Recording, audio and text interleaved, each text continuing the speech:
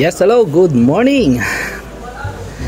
Maraming salamat at tayo ay napaunlakan na batiin ang isang napakahalagang tao sa akin bilang isang creator dito sa YouTube. So, itong taong ito ay napaka-supportive from the beginning at lahat yata ng mga struggling ay pinagdaanan niya na. Pero hindi bumibigay. Diyan ako believe sa taong ito. Ang kanyang determinasyon, although may mga bagay na hindi niya kayang gawin, pero pinipilit niya at inaalam niya ang tamang proseso para makuha niya ito ng tama. So sa kanyang pagsusumikap ay nakakamit niya rin ang finals at higit sa lahat ay napagkalooban din siya ni Lolo ng monetization program dito sa YouTube. So ang aking sinasabi ay walang iba kundi si Maria Gracia Francisco o si Mary Grace Francisco channel at napakabait ng batang ito, kaya nga tinawag kong siyang si Bunsoy dahil nga talagang itong batang to ay akala mo ay batang iyakin na palaging naghahanap ng kakampi sa bawat bundong kanyang ginagalawan. So although itong batang to ay di ko na masasabing bata, pero talagang ugaling bata na napakaiyakin, matampuhin at sa kanyang live ay laging hindi niya maiwasan ang umiyak. So kaunting bagay, panukso, kaya tampulan siya ng tukso ng kanyang mga ate at kuya dito sa YT World. Lalo na ang kanyang partner si Wonder Boy ay gustong inukulit at inaasar itong si Mary Grace.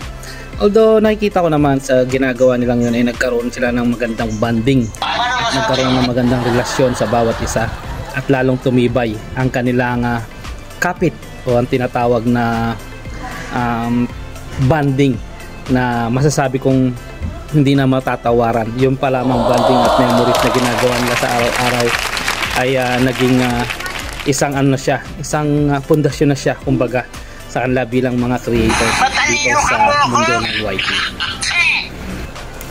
Marami ng pinagdaanan na mga trials and mga pagsubok na ika nga na hindi naaayon sa panlasa ni Lolo itong batang ito. Kaya nga dumating sa punto na halos isang linggo pa lang siyang namumuni ay napalo kaagad siya. So naramdaman ko kung gaano kabigat sa kanya ang pangyayari na nagdulot sa kanyang pagkakademonetize.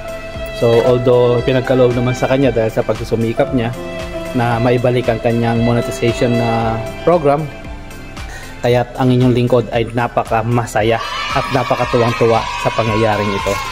So nawa ito ay maging aral sa kanya upang sa lalo niya pang gandahan at gawing tinatawag na maka-inspirational ang kanyang mga ginagawa dito sa YT World.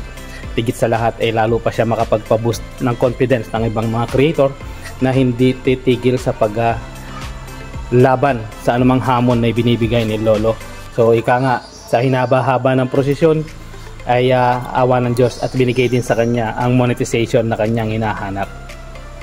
So proud ako at isa sa mga pinakamasayang tao na nakamit mo na yung pagiging monetize mo ng iyong channel. Mary Grace Francisco, nawa ay magsilbing aral ka at haligi sa mga tao na gustong ma-monetize dito sa mundo ng YT at ipakita mo sa tao kung gaano katindi ang iyong impact na ginagawa ng mga video at improvement upang sa ganun ay lalong tangkilikin ang iyong mga ginagawa. So ang aral lang na gusto kong ipabahagi sa iyo ay pilitin natin gumawa ng mga content na sisiguraduhin nating makakapag-inspire sa tao at magbubuhay ng kanilang kumpiyansa sa mundong ginagalawan natin.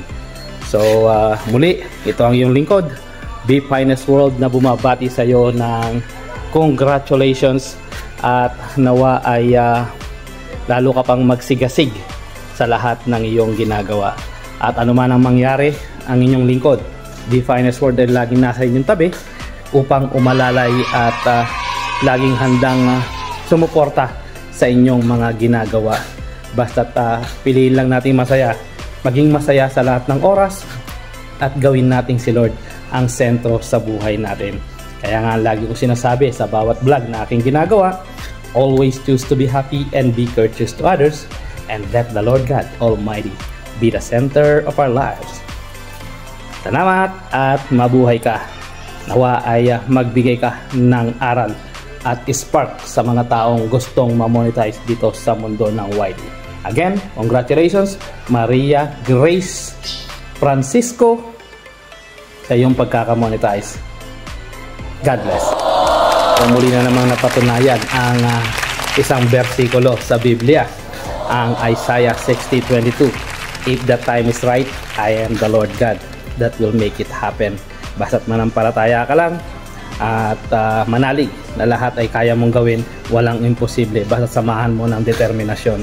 Kaya sa mga tao o sa mga creators na katulad namin na nag-aasam din na ma-monetize, walang susuko at sumunod lamang sa mga tagubilin, ay talagang makukuha natin ang hinahanap nating pagka-monetize sa ating channel.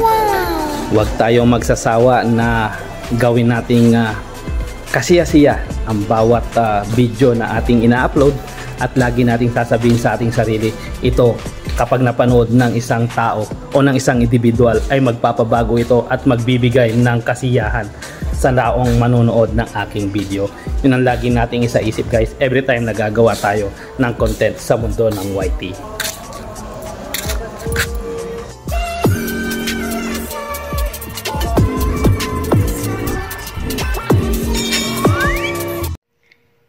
Thank you po Kuya Langga. Thank you ha. Hindi ko expect na bibigay po kayo ng video greetings po sa akin. Thank you so much Kuya. And gusto ko rin po magpasalamat kasi lagi po kayo nandiyan. Every time na mag-live po ako, nandiyan po kayo lagi. And tandaan niyo Kuya Langga, love na love ko po kay Kuya. And thank you sa lahat-lahat po ng support na binibigay niyo po sa akin. And we love you Kuya Langga.